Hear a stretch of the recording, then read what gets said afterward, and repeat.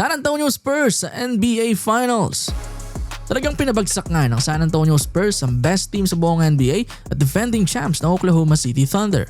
Grabeng West Finals ang nasaksihan natin dito. Credits pa rin sa dalawang team na parehong malakas at hindi umurong sa challenge. Para sa Spurs nga lang talaga ito na sila ang lumabas na better at healthier na team ng Game 7. Partida rin, home court pa rin ng OKC.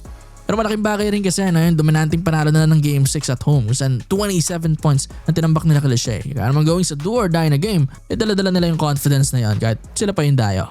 First quarter pa lang, pumalo na sa double digits ang lamang nila.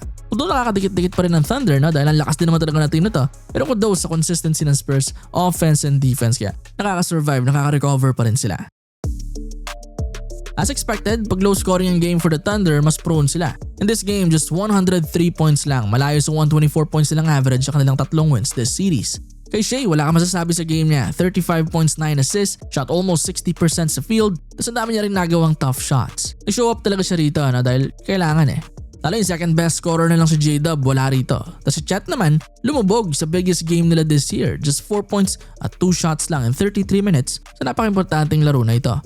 Talagang nilamon siya ng matchup niya kay Wemby at nawala yung aggressiveness at confidence niya na tumira. Kaya yun, ang ending, bitin sa help si SGA. Walang co-star na help sa absence niya na J-Dub at Chet na naging mga kasangga niya sa championship run nila last year. Si AJ Mitchell wala rin dito, isa pa sa mga top scorer sila this playoffs. Yes, marami pa rin namang ibang nag-step up. Yan, sina Wallace, Caruso, McKinnon at iba pa, pero still not enough pa nga rin para manalo sila rito.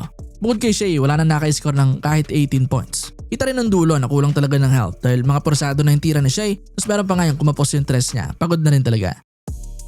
Sa kabilang banda, sa San Antonio Spurs naman, ibang-iba ang storya. Ang daming kumakana, lalo ng huling quarter. Yan sina Wemby, Castle, Johnson, Harper, Champagny, Vassell, Fox, may mga kanya-kanyang basket nun. Mas sustainable na offense talaga pag hindi sila one-man team. Unlike sa Thunder, at least itong Game 7 na merong isang 35-point scorer lang tas mga maliitan na yung iba. Kaya naman na yun, nung final minutes na, ang Spurs, unpredictable pa rin ang offense at mataas ang confidence ng lahat sa floor dahil involved sila. Walang Thunder naman na inaasahang babalik kay Shea ng bola. As meron nga siyang big game at afraid na nga magsitira yung iba. Sa Spurs, pinakamalaking help na nakuha ni Wemby dito ay mula kay Champagny. 20 points yon sa 6 threes. Sobrang importante na para ma-open up nga ang floor para sa lahat. Tapos ayun, ang iba pang mga perimeter players sila, hanip din both sides. Double digit sa scoring, tapos yung depensa pa nila sa kabila effective. Walang tapon. Solid talaga ang performance ng mga nakapalibot kay Victor nitong Game 7. Si Luke Cornett din, konti na minutes pero quality naman. Kanya pa nga yung pinaka-importanting block dito sa game, yung kay Hartenstein.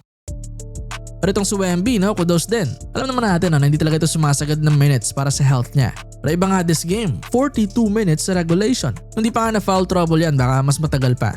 Sa kabuuan, 22.7 rebounds siya rito with 3 threes. Tapos yung impact na rin defensively na ang lakas as usual.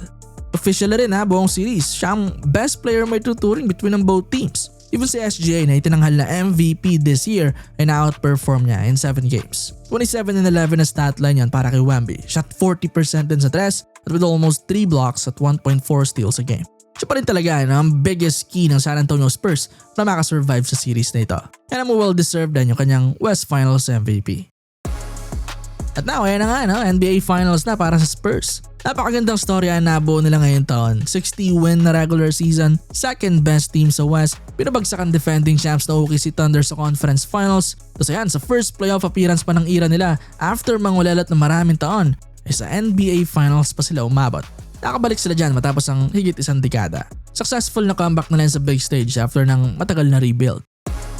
But then again, hindi pa tapos ito. Sabi nga ni Kobe, job's not finished. Kakaharapin pa nila para sa NBA title ang hari naman ng East na New York Knicks. Isa ring solidong team, offense and defense, may great na superstars, head coach at system, at siya ring team na tumalo sa kanila ng NBA Cup Finals. Di pa rin talaga sure na title ito na para sa Spurs dahil malakas nga ito Knicks. Pag-usapan pa natin na mas maigi yan sa ating finals preview, so subscribe na o follow sa ating page.